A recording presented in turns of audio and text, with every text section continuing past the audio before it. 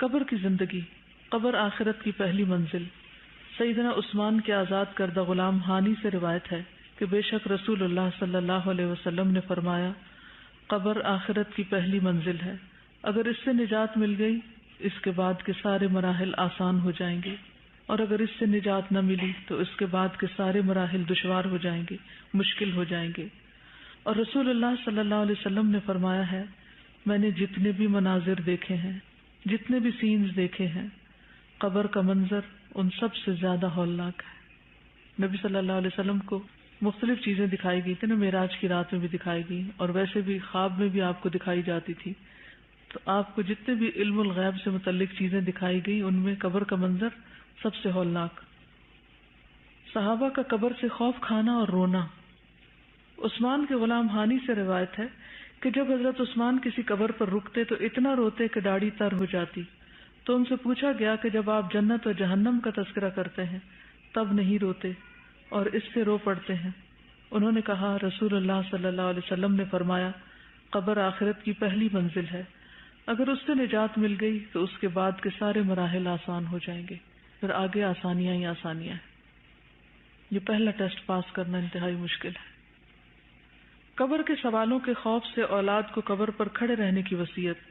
ابو شماسہ مہری سے روایت ہے، وہ کہتے ہیں کہ ہم عمرو بن العاص کے پاس حاضر تھے اور وہ موت کی کشمکش میں تھے۔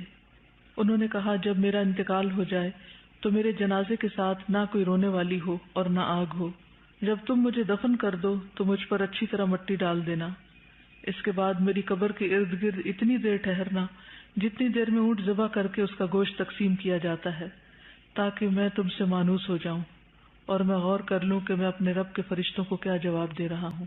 یعنی انہیں اس خیال سے اتنی وحشت آتی تھی کہ میرا جو امتحان ہوگا قبر میں، جو ٹیسٹ ہوگا وہ کیسا ہوگا، تو اس وقت کوئی بھی میرے ساتھ نہیں ہوگا۔ تو جو انہیں دفنانے جانے والے تھے ان کو وہ وصیت کر رہے تھے کہ تم ایٹ لیسٹ اتنی دیر وہاں کھڑے رہنا کہ میرا حساب ہو جائے۔ یہ ان کا اپنا ذاتی ایک فعل تھا، نبی صلی اللہ علیہ وسلم نے اس کا کوئی حکم نہیں دیا اور نہ ہی ہمیں بتایا ہے کہ اس طرح کرنے سے میت کو کوئی فائدہ ہوتا ہے یا نہیں۔ سیدہ عائشہ سے روایت ہے، کہتی ہیں کہ میں نے عرض کیا، اے اللہ کے رسول صلی اللہ علیہ وسلم، یہ امت اپنی قبور میں آزمائی جاتی ہے تو میرا کیا حال ہوگا؟ میں تو کمزور عورت ہوں۔ آپ صلی اللہ علیہ وسلم نے فرمایا، اللہ ان لوگوں کو جو ایمان لائے ہیں قول ثابت پکی بات کے ساتھ دنیا کی زندگی میں اور آخرت میں ثابت قدم رکھتا ہے، یعنی جو خالص توحید پر ہوتا ہے، لا الہ الا اللہ پر ہوتا ہے، کلمہ طیبہ پر ہوتا ہے، وہ شخص دنیا میں بھی اللہ کو تھام کر پھر ثابت قدمی اختیار کرتا ہے۔ وہ لوگوں کے پریشرز لے کر اللہ کے راستے سے ہٹ نہیں جاتا، وہ دنیا کے پیچھے نہیں بھاگتا، بلکہ وہ یہ دیکھتا ہے کہ صحیح کیا ہے اور غلط کیا ہے۔ کیونکہ عام طور پر ہمارا حال کیا ہوتا ہے، ہم سب کچھ پڑھ بھی لیتے ہیں، جان بھی لیتے ہیں، لیکن جب عمل کرنے کی باری آتی ہے تو پھر کیا عذر پیش کرتے ہیں کہ لوگ باتیں بناتے ہیں، لوگ ہمیں نہیں کرنے دیتے، لوگوں پہ ڈال دیتے ہیں کہ اگر کوئی دباؤ ڈالے تو پھر کیا کریں۔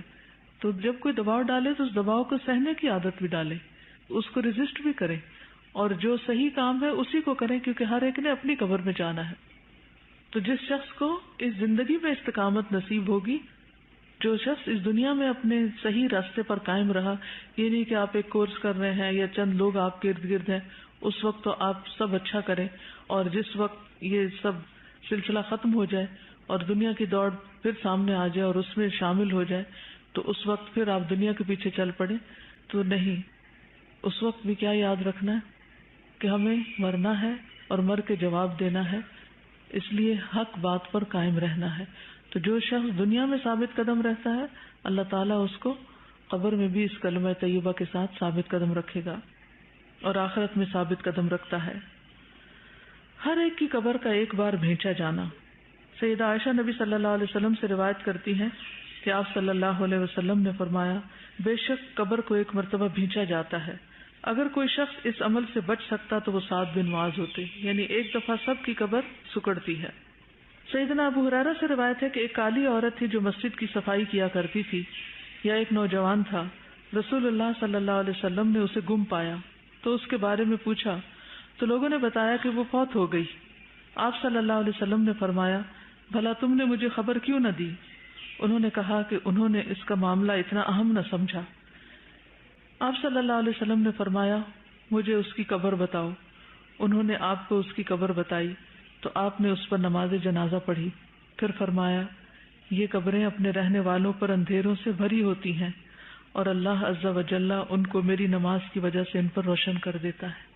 یعنی اندھیرے سے ہم سب کو ڈر لگتا ہے تو قبر میں بھی اندھیرا ہوتا ہے، لیکن جب جنازہ پڑھا جاتا ہے بخشش کی دعا ہوتی ہے تو اس سے فائدہ ہوتا ہے میت کو. اور اپنے لیے خود بھی دعا کرنی چاہیے. اب تو زندہ ہے، ابھی وقت ہے ہمارے پاس. قبر میں عقل کا لوٹایا جانا. سیدنا عبداللہ ابن عمر سے روایت ہے کہ ایک مرتبہ رسول اللہ صلی اللہ علیہ وسلم نے قبروں میں اچھی طرح امتحان لینے والے فرشتوں کا تذکرہ کیا تو عمر کہنے لگے اے اللہ کے رسول صلی اللہ علیہ وسلم، کیا اس وقت ہمارے بالکل آج کی طرح، یعنی آج جیسے دنیا میں ہوش و حواس میں ہو تو اس وقت بھی ہوش و حواس میں ہوگے. کیونکہ ہوتا یہ ہے کہ انسان مرنے سے پہلے بعض وقت بیمار ہو جاتا ہے، بے ہوشی میں چلا جاتا ہے، اس کو تکلیف کی وجہ سے کسی کی بات سمجھ نہیں آتی، وہ ہر چیز سے لا تعلق ہونے لگتا ہے، اس سے کچھ پوچھیں تو وہ جواب نہیں دیتا. یا بعض اوقات انسان بوڑھا ہو جاتا ہے، سٹھیا جاتا ہے، اس کی عقل ماری جاتی ہے. لیکن قبر میں پہنچ کر اس کو پھر بالکل درست حالت میں کر دیا جاتا ہے تاکہ وہ اپنا حساب کتاب دے سکے. قبر میں سیاہ رنگ کے نیلی آنکھوں والے فرشتوں کا آنا. سیاہ رنگ اور نیلی آنکھیں. سیدنا ابو ہریرہ سے روایت ہے، انہوں نے کہا کہ رسول اللہ صلی اللہ علیہ وسلم نے فرمایا جب کسی میت یا تم میں سے کسی ایک کو قبر میں رکھ دیا جاتا ہے تو اس کے پاس سیاہ رنگ کے نیلی آنکھوں والے دو فرشتے آتے ہیں. ایک کو منکر اور دوسرے کو نکیر کہا جاتا ہے. منکر جس کا انکار کیا جائے، یعنی جن کی شکلیں ایسی ہوں گی کہ انسان ان کو دیکھنا نہیں چاہے گا، یعنی ڈرے گا. فرشتوں کا گرز لے کر آنا. سیدنا ابو سعید الخدری سے روایت ہے، انہوں نے کہا کہ میں ایک جنازے میں نبی صلی اللہ علیہ وسلم کے ساتھ شریک تھا تو رسول اللہ صلی اللہ علیہ وسلم نے فرمایا لوگوں یقیناً یہ امت اپنی قبروں میں آزمائی جائے گی. یہ امت کون سی امت؟ امت مسلمہ اپنی قبروں میں آزمائی جائے گی، اس کا ٹیسٹ لیا جائے گا. چنانچہ جب انسان کو دفن کیا جاتا ہے پھر اس کے ساتھی چلے جاتے ہیں تو ایک فرشتہ اس کے پاس آتا ہے جس کے ہاتھ میں گرز ہوتا ہے، بس وہ اسے بٹھا دیتا ہے. یعنی نہ صرف یہ کہ ان کی شکل بھیانک ہوتی ہے بلکہ انہوں نے جو کچھ اٹھایا ہوتا ہے، جس حال میں آتے ہیں اس سے بھی ڈر لگتا ہے.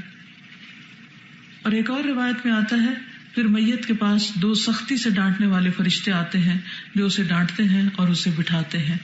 یعنی یہ سوال جواب آسان نہیں ہے، معاملہ نرمی کا نہیں سختی کا ہوگا.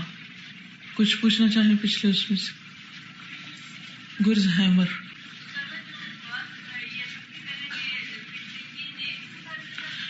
یعنی کہ ان کا گیٹ اپ یا ان کا جو آؤٹ لک ہے وہ اس طرح کا ہوگا. یعنی جیسے آپ دیکھیں کہ مخصوص افراد کو دیکھ کر ایک خوف آتا ہے نا، مثلا جو آن ڈیوٹی ہوتے ہیں، جیسے پولیس کو دیکھ کے ہمارے ہاں عموماً کیا ہوتا ہے، وہ نہ بھی کچھ کہیں تو کیا ہوتا ہے، آپ گاڑی چلا رہے ہو، آپ بالکل صحیح لین میں ہو، صحیح رفتار میں ہو، سب ٹھیک کر رہے ہو، لیکن ایک دم پولیس کی گاڑی آپ کے ساتھ آ جائے تو کوئی کیفیت بدل جاتی ہے نا. یعنی ایک احساس بدل جاتا ہے، چونکہ ایک ٹیسٹ ہے، ایک امتحان ہے. تو دنیا میں بھی جب آپ امتحان دیتے ہیں، اگر آپ مثلاً پارے کا امتحان دے رہے ہیں اور آپ کو سارے کا سارا پکا یاد ہے، پھر بھی ٹیسٹ دیتے وقت کیفیت کیا ہوتی ہے؟ جی ڈر لگتا ہے نا. امتحان لینے والوں سے ڈر لگتا ہے نا. کبھی آپ نے وائوا دیا، آپ کو سب کچھ بھی آتا ہو، آپ پوری تیاری سے گئے ہو، پڑھ کر گئے ہو، لیکن جو وائوا لینے والا ہے اس کو فیس کرنا کیسا ہوتا ہے؟ مشکل ہوتا ہے، کیونکہ ان کے چہروں پر اسمائل نہیں ہوتی، ایک سنجیدگی ہوتی ہے. تو مومن کے لیے بھی یہ وقت ایک آزمائش کا وقت ہے، ایک امتحان کا وقت ہے.